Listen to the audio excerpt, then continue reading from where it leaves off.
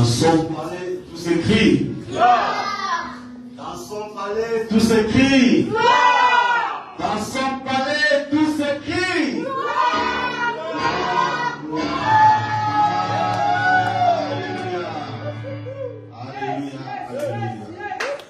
Gloire à Jésus.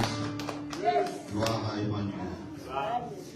Oui, bien-aimés dans le Seigneur, je vous salue tous dans le nom précieux et glorieux de notre Seigneur et Sauveur Jésus-Christ. Bien-aimés, vous êtes le bien-aimé de vous retrouver dans la présence de l'Éternel. C'est une grâce, mon frère, ma soeur, que nous nous retrouvons dans sa présence parce qu'il est merveilleux, il est bon. Alléluia. Amen. Et à nos frères et sœurs qui sont en ligne, nous les saluons tous dans les noms précieux et glorieux de notre Seigneur et Sauveur Jésus-Christ, et que la faveur de Dieu soit leur partage au nom de Jésus. Oui, sans perdre de temps, nous ouvrons dans le livre des Hébreux, chapitre 12, du 1er au 3e verset.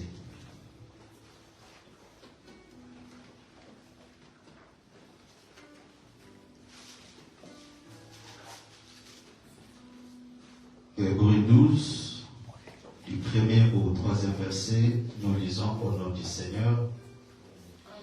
Nous donc aussi, puisque nous sommes environnés d'une si grande nuée de témoins, rejetons tout fardeau et le péché qui nous enveloppe si facilement, et courons avec persévérance dans la carrière qui nous est ouverte, ayant le regard sur Jésus, qui suscite la foi et l'amène à la perfection.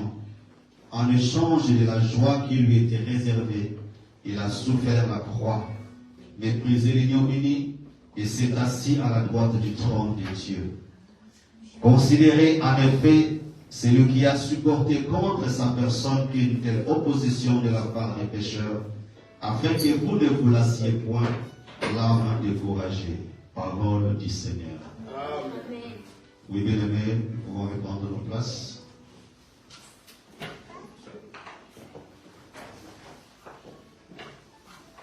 Prions. Père éternel Dieu, nous te bénissons Seigneur, nous te glorifions, nous te sanctifions parce que tu es Dieu. Que l'honneur, la puissance et la gloire te reviennent, toi qui vis et règnes au siècle et au siècle.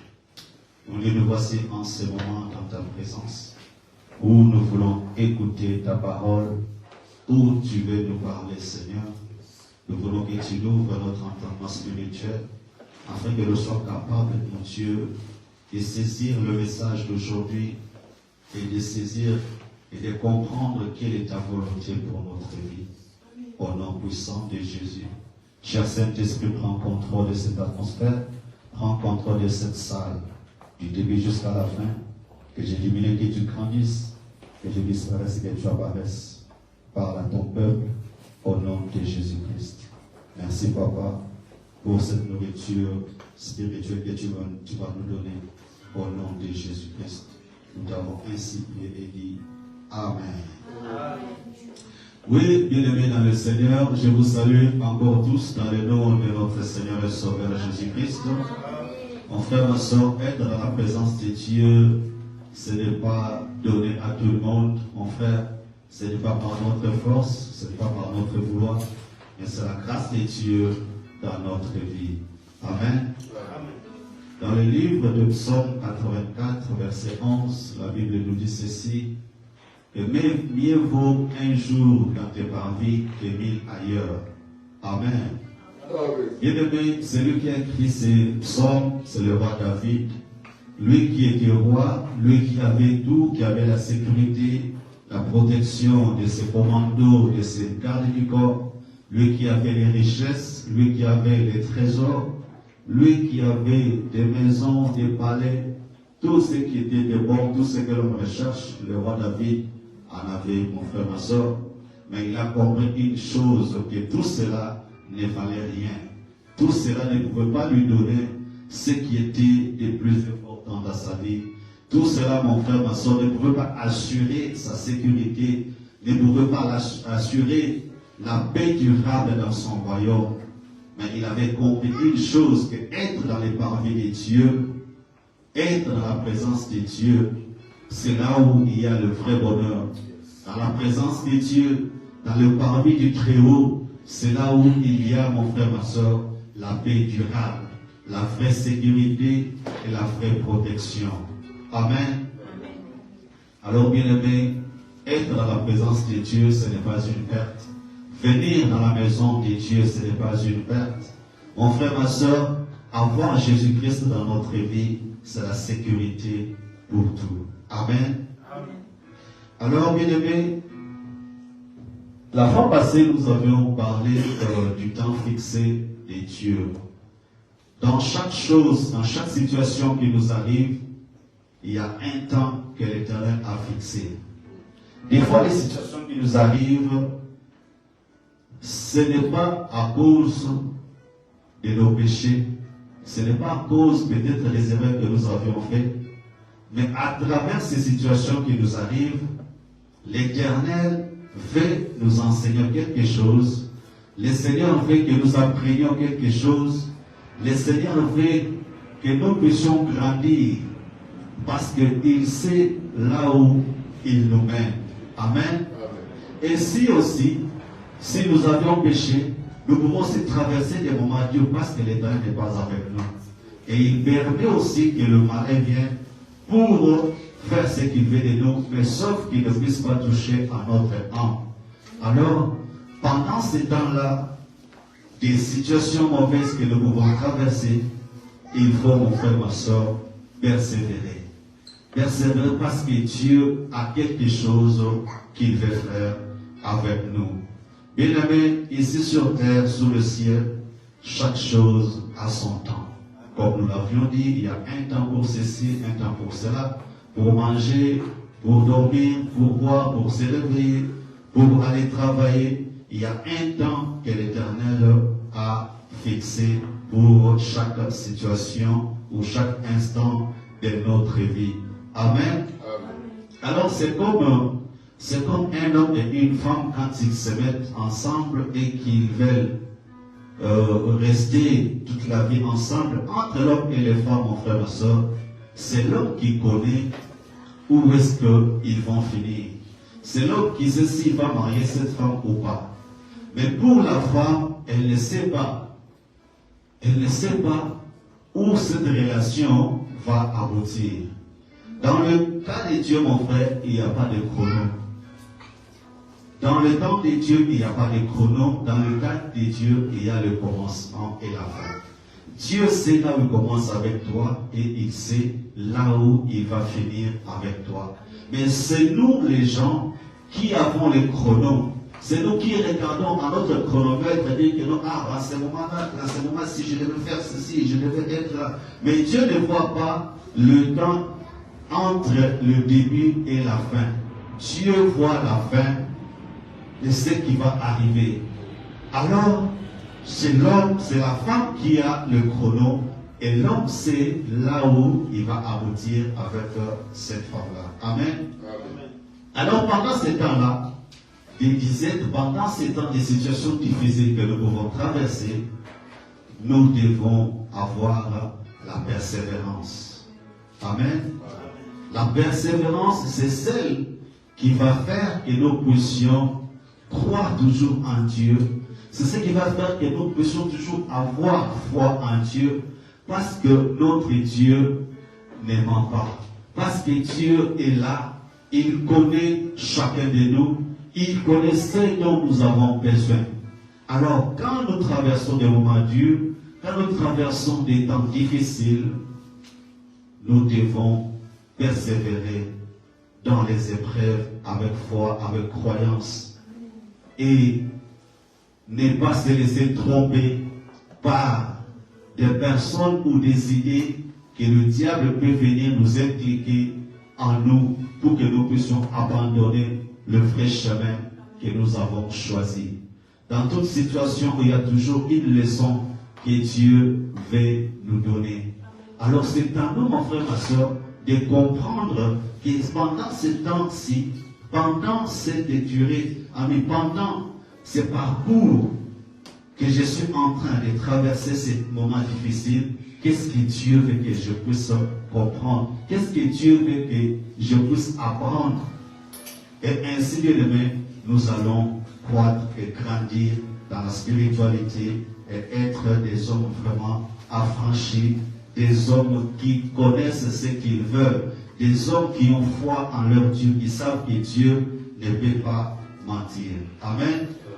Alors, bien aimé dans le Seigneur, la vie chrétienne, pour moi, je l'ai toujours dit, c'est la meilleure des vies ici sur terre.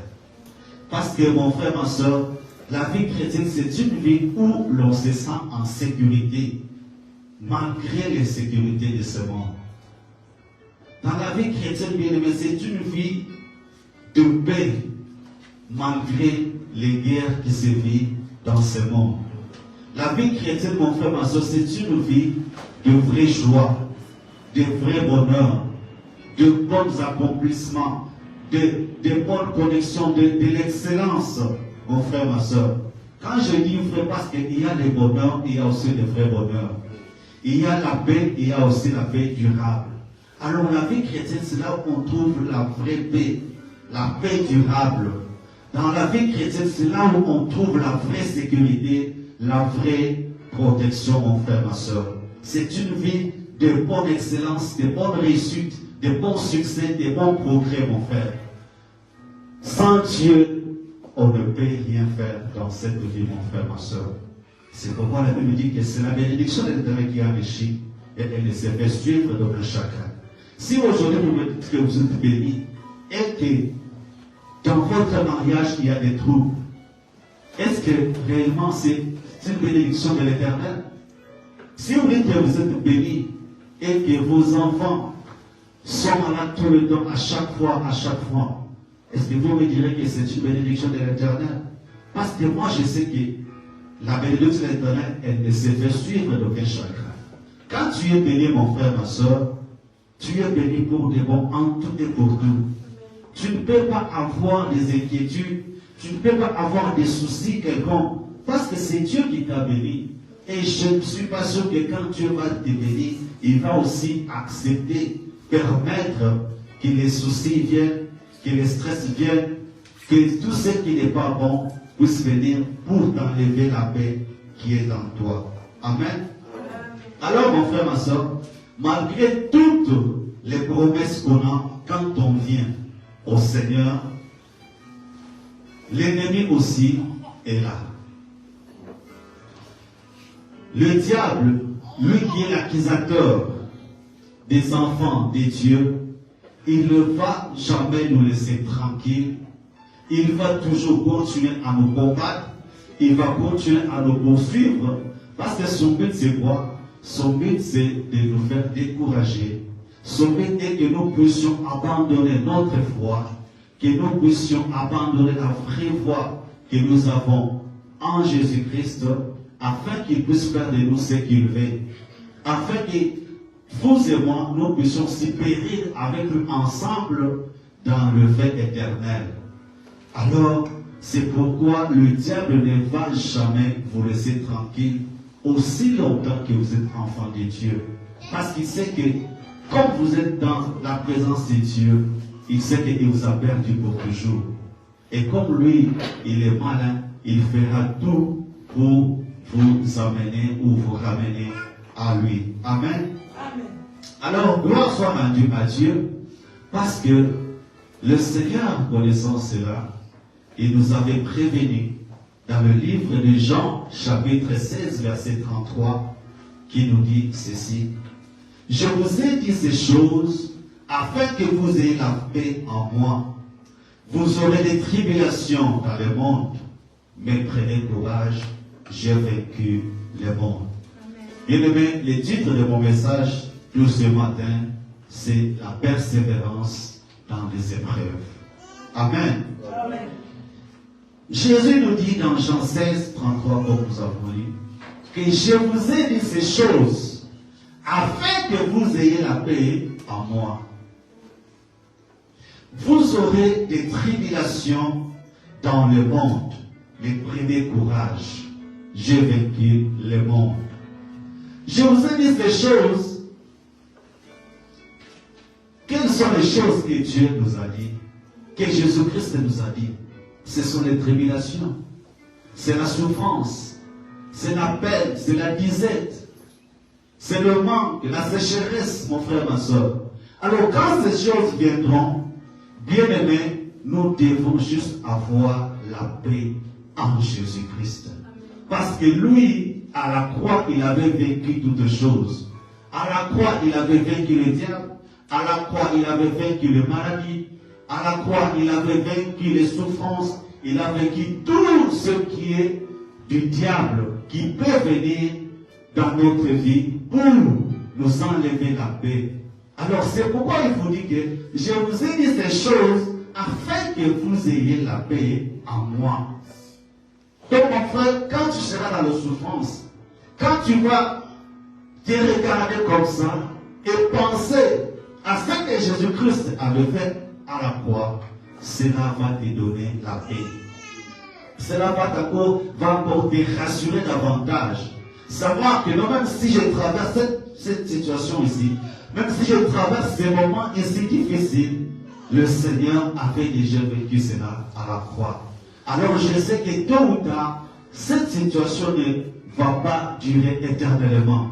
Je sais que mon Rédempteur est vivant. Il se lèvera le dernier. Je sais que je vais traverser cette vallée des Baca. Je sais que je vais traverser cette souffrance. Je sais que je vais traverser cette disette. Je sais que je vais traverser tous ces moments durs ici. Même cette maladie qui m'accable. Je sais qu'un jour, mon Rédempteur est vivant. Il va s'élever et je serai guéri. Mon Rédempteur est vivant. Il va s'élever et j'aurai ce que mon cœur désire. Amen. Alors, bien aimés, nous devons toujours persévérer dans la foi, persévérer dans la croyance, dans la parole de Dieu, avoir confiance en Dieu, parce qu'il n'y a qu'en Dieu où nous pouvons avoir la solution à tous nos problèmes. Il n'y a que Dieu, celle qui puisse nous prendre en charge. Il n'y a que Dieu qui puisse pourvoir à tous nos besoins. Amen. Amen. Alors maintenant, dans le livre des Psaumes, chapitre 18, du 5e au 7e verset, la Bible nous dit ceci. Psaume 18, 5 à 7, la Bible nous dit ceci.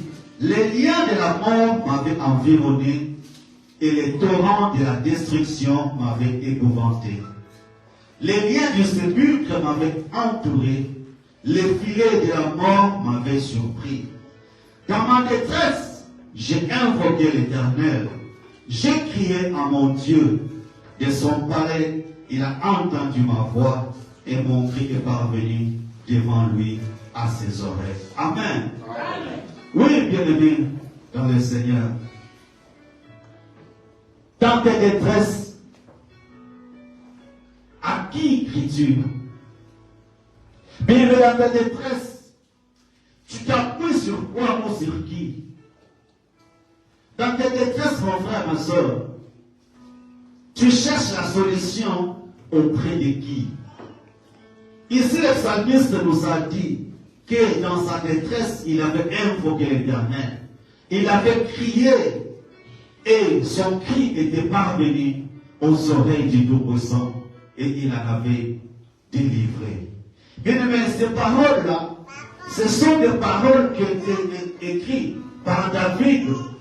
Quand David s'était rendu compte que l'Éternel avait délivré entre les mains de ses ennemis et la main du roi Saoul.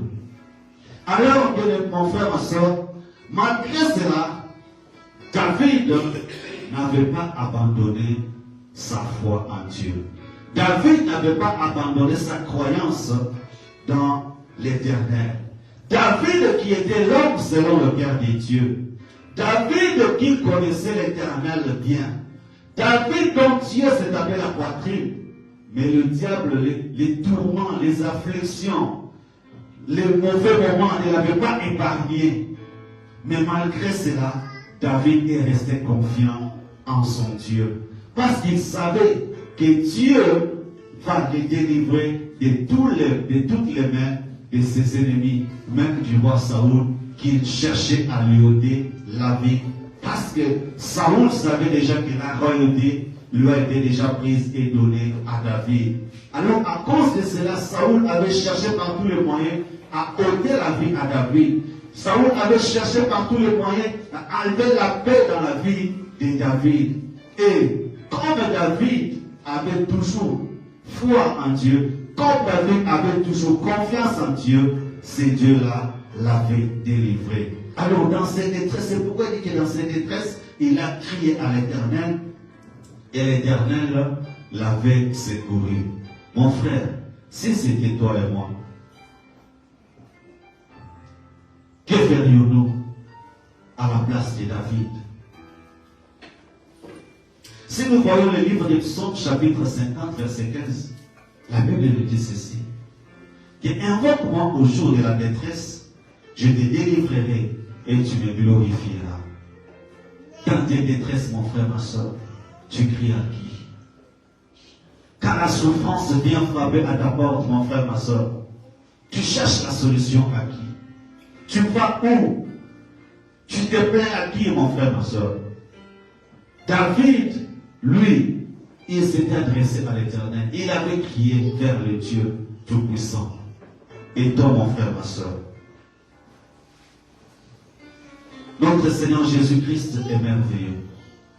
Mon frère, quel que soit ce qu'on peut traverser, quelle que soit la durée des mauvaises situations qui nous entourent, quel que soit le nombre de nos ennemis qui peuvent venir pour nous combattre, Dieu est capable de nous délivrer de cela. Dieu est capable de nous délivrer de la main de tous nos ennemis, mon frère. C'est pourquoi il vous dit ce matin, il faut persévérer. Persévérer dans les épreuves. Persévérer, ne lâchez pas. Méprise, mon frère, ma soeur. Gardez toujours votre tête levée et regardez toujours à la croix où tout a été accompli, où le Seigneur avait vaincu le diable avec tous ses maux, avec tout le mal qu'il avait contre nous, mon frère, ma soeur. Notre Seigneur Sauveur Jésus-Christ, lui qui est le consommateur de notre foi, lui qui est le Fils du Dieu très haut, lui qui était lui-même Dieu, 100% Dieu, la souffrance ne l'avait pas épargné. L'affliction ne l'avait pas épargné, mon frère, ma soeur. Sur le chemin de la croix, le Seigneur a souffert. Le Seigneur a été persécuté. Le Seigneur Jésus-Christ a été frappé. Il a été insulté. Et en fin de compte, on l'avait cloué à la croix. Et non seulement cloué à la croix, on l'avait percé avec la lance, où le sang et l'eau étaient sortis, mon frère, ma soeur. Et en fin de croix, il s'est assis à la droite de Dieu le Père. Mon frère, si le diable n'a pas honte, si le diable a le courage même d'attaquer Dieu, d'attaquer le Fils de Dieu, à combien plus forte raison, nous humains, à combien plus forte raison, nous enfants de Dieu, mon frère, ma soeur. Le diable est là, il peut faire tout ce qu'il veut, mais il ne peut jamais nous vaincre. Parce qu'en nous, nous avons la marque du vainqueur. Nous avons la marque de Jésus-Christ en nous. Nous avons la vie de Jésus-Christ en nous. La Bible dit que Christ en nous, c'est l'espérance de la gloire. Mon frère, ma soeur, avec Jésus-Christ dans notre vie, nous serons toujours victorieux. Avec Jésus-Christ dans notre vie, mon frère, ma soeur, notre sécurité est assurée, la réussite est assurée, le progrès est assuré, la guérison est assurée, l'élévation, tout ce qui est de meilleur pour nous est assuré, mon frère, ma soeur. Combien d'entre nous aujourd'hui ont abandonné leur foi et leur croyance en Dieu à cause des épreuves et des souffrances? Combien d'entre nous aujourd'hui ont-ils abandonné leur foi et leur croyance en Dieu à cause des situations qui semblent ne pas avoir de solution? Combien d'entre nous, mon frère? Si aujourd'hui tu dis que j'ai beaucoup souffert, est-ce que ta souffrance peut-elle être comparable à celle de Job? Job qui avait tout. Job qui était le fils le plus considéré de tous les enfants de l'Orient. Job qui était l'œil de l'aveugle. Job qui était la force du faible. Job qui craignait Dieu, qui faisait tout ce que Dieu lui demandait. Job qui faisait des sacrifices. Parce que chaque fois que ses enfants allaient les uns chez les autres, donner des festins, se réjouir. Et après cela, Job, par crainte de Dieu, il se disait que non, je vais sacrifier aujourd'hui pour l'Éternel. Je vais prier en faveur de mes enfants. Peut-être que ces jeunes gens, en se réjouissant, ils se sont moqués de Dieu. Ils ont irrité l'Éternel. Et Job faisait des sacrifices pour Dieu. Pour ses enfants. Parce que Job aimait Dieu. Plus que toute autre chose dans ce monde, mon frère, ma soeur. Et Dieu était fier de Job. Mais malgré cela, le diable est venu. Il a frappé Job des ulcères malins. La pauvreté est venue. La mort est entrée dans la maison de Job. Mais malgré toutes ces persécutions, malgré toutes ces afflictions, mon frère, ma soeur, Job n'avait pas abandonné sa croyance en Dieu. Job n'avait pas abandonné l'éternel Dieu. Et même sa propre femme, qui se réjouissait du bonheur, qui se réjouissait de l'argent que Job avait, qui se réjouissait de tout le bien que Dieu avait fait pour eux. Mais quand la souffrance est venue, quand l'affliction est entrée, mon frère, quand les persécutions sont venues, cette même femme qui était heureuse, qui se réjouissait avec Job, elle dit à Job qui maudit Dieu et meurt. Mais Job n'avait pas entendu la voix de sa femme. Job avait persévéré dans les épreuves. Parce qu'il savait que tôt ou tard, c'est Dieu-là qui l'avait béni. Il est capable aussi de le redonner.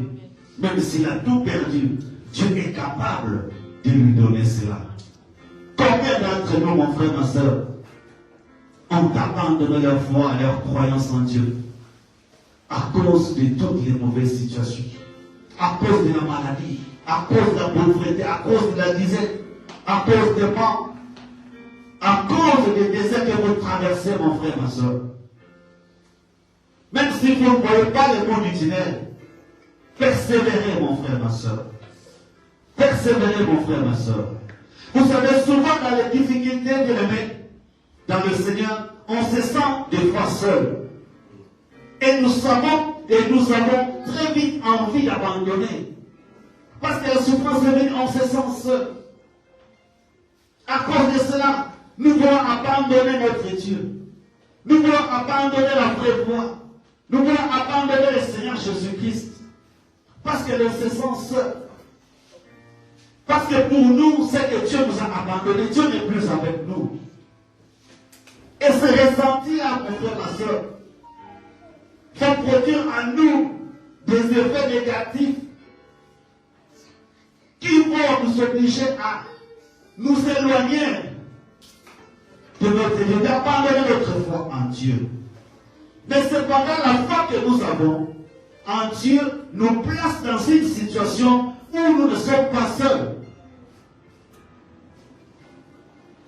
Quand c'est ressenti de la solitude vient, quand on se sent seul, quand on a envie d'abandonner, mais la foi qu'on a en Dieu, cette foi-là va nous dire, nous interpeller et nous rappeler que nous ne sommes pas seuls. Dans cette situation que tu traverses, mon frère, tu n'es pas seul. Dans cette situation que tu traverses, ma soeur, tu n'es pas seul. Tu traverses cette situation avec Dieu. Dans la maladie, mon frère, Dieu est là. Il ne va pas t'abandonner. Vous vous rappelez quand l'ami de Jésus-Christ était malade, Lazare. Les sœurs de Lazare ont envoyé quelqu'un vers Jésus-Christ pour lui dire que Seigneur, voici celui qui est malade. Si tu peux venir pour le guérir. Mais Jésus-Christ avait fait comme si il ne comprenait rien. Au lieu d'aller, il a encore passé 4 jours là où il était. Mais quand les disciples lui ont interpellé, mais mec, on nous a envoyé un messager disant que Lazare est malade. Et le Seigneur leur dit, cette maladie n'est pas à la mort, elle est pour la gloire de Dieu. Mon frère, il y a des situations qui viennent, ces situations ne vont pas vous tuer. Ces situations-là, mon frère, ma soeur, ne vont pas vous mettre dans la fosse, dans le trou. Non. Dieu est avec toi. Dans le désert que tu traverses, il traverse avec toi. Dans une situation difficile, Dieu est avec toi, mon frère, ma soeur. Ne laisse pas les bras. N'écoute pas, bien-aimé, la voix de la femme de Job. La femme de Job voulait décrocher Job. La femme de Job voulait enlever la croyance, la confiance que Job avait en Dieu. Mon frère, ma soeur, ne cédez pas à la parole. Ne cédez pas à la voix de la femme de Job, mon frère, ma soeur. Dieu est là. Il ne nous abandonnera jamais. On n'est pas seul, on est avec Dieu. Quand on dort, on est avec Dieu. On se réveille, on est avec Dieu. Quand on marche, on est avec Dieu. À notre travail, on est avec Dieu. Partout, bien aimé, nous avons Dieu. Dieu ne nous abandonne jamais. Bien aimé, n'abandonnons pas. Dieu est avec nous. Et en plus, bien aimé, de la prière. Oui, la prière, c'est elle qui donne la solution à tout. Mais des fois, à la prière, mon frère, nous devons toujours ajouter la parole de Dieu. La prière est impuissante à tout que le Seigneur nous a donné pour avoir des solutions, pour ouvrir des portes qui étaient fermées, pour la guérison, pour les solutions. Mais à la prière, il faut ajouter la parole de Dieu, mon frère, ma soeur. Parce que la parole de Dieu va nous fortifier dans nos épreuves. La parole de Dieu peut nous aider à surmonter les épreuves les plus difficiles, mon frère, ma soeur. Mettons notre foi en avant et regardons un peu plus près de ce que la Bible nous dit. La parole de Dieu, c'est Dieu lui-même. La parole de Dieu, mon frère, ma soeur, elle nous enlève l'ignorance. La parole de Dieu nous fortifie. La parole de Dieu nous montre qu'est-ce que nous devons faire, comment nous devons marcher, comment nous devons agir, comment nous devons réagir devant des situations compliquées, devant des situations difficiles. Bien aimé, Dieu est merveilleux, Dieu est bon. N'abandonnons pas notre Dieu. Dans les épreuves, bien aimé, nous devons persévérer. Persévérer avec la prière, persévérer avec la parole de Dieu. Et nous aurons des résultats. Nous aurons la guérison, nous aurons l'élévation, nous aurons la bonne santé. Tout ce qui était permis, nous allons le récupérer comme Job. Après la persévérance de Job, Job avait récupéré ce qu'il avait, même au double. Parce que Dieu avait vu sa persévérance. Parce que Dieu avait vu la confiance que Job avait. Parce que Dieu avait vu que Job, malgré tout ce qui lui était arrivé, n'avait pas fléchi chez nous devant Baal. Que Dieu bénisse sa parole.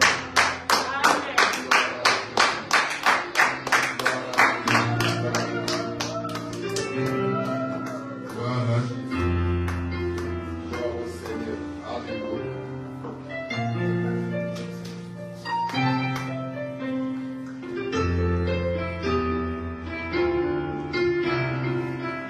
Gloire à Jésus. Amen.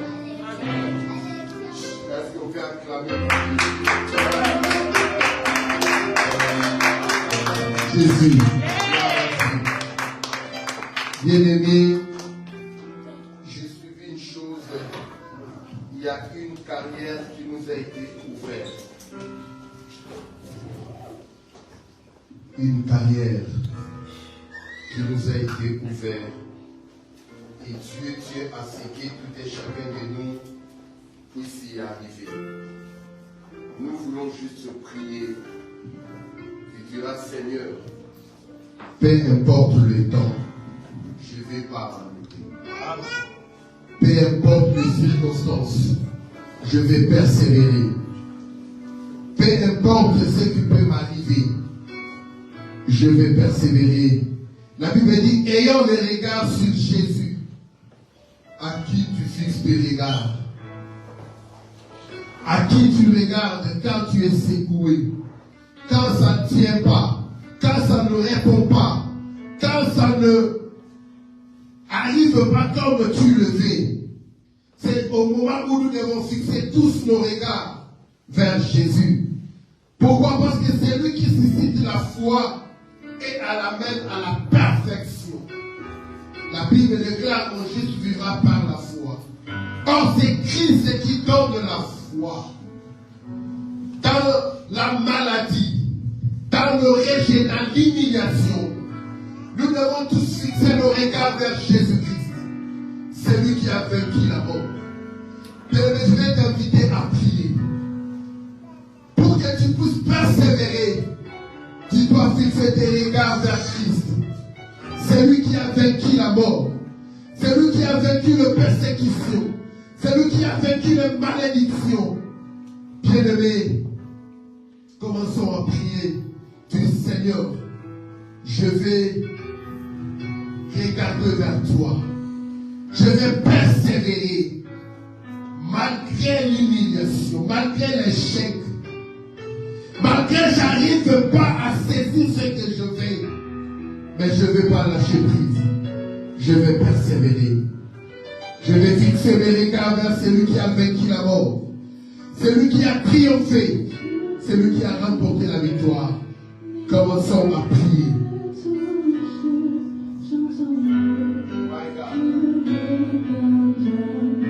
Commence à prier. Commence à parler à ton Père. Gloire à Jésus. Commence à s'adresser à Dieu. Et je ne vais pas lâcher prise. Je ne vais pas abandonner. Malgré quoi que ce soit. Je ne vais pas abandonner. Gloire à Jésus. Yahweh. Je ne vais pas abandonner mon Dieu. Je vais persévérer dans la prière. Je vais continuer à chercher la face de Dieu. Je vais fixer mes regards vers Christ. C'est qui a libéré sa voix. Je vais vous donner les mots. Je vais fixer mes regards vers le roi de gloire. Je vais fixer mes regards vers le Seigneur. Je vais regarder le roi de gloire. Alléluia. Jésus. Père de gloire. Il y a une barrière qui est là devant moi, Jésus. Je vais rester constamment à la gloire. Je vais me focaliser à toi, Jésus. Je vais fixer ma foi vers toi, mon Dieu.